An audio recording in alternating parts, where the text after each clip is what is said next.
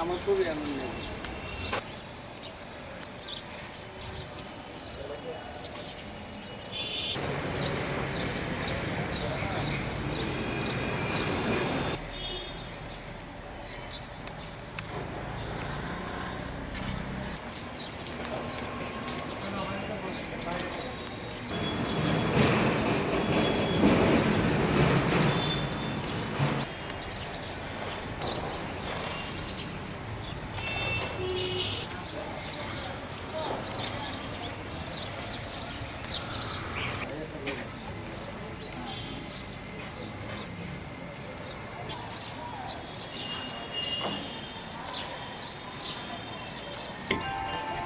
ISKCON মন্দিরে কীর্তন চলাকালীন সময়ে সেখানে একদল সন্ত্রাসী, একদল জঙ্গি সেখানে হামলা চালিয়েছে, সেখানে গুলিবিদ্ধ করেছে, অনেকে আহত করেছে।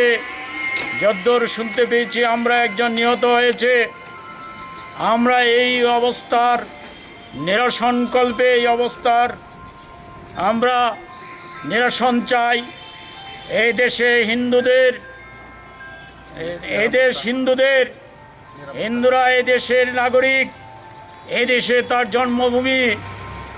এখানে ষড়যন্ত্রমূলকভাবে হিন্দুদেরকে অত্যাচার, নির্যাতন, নিপীড়ন করে মাতৃভূমি থেকে বিতাড়নের জন্য যে গভীর ষড়যন্ত্রে লিপ্ত, তাদের বিরুদ্ধে আমরা প্রতিবাদ জানাই।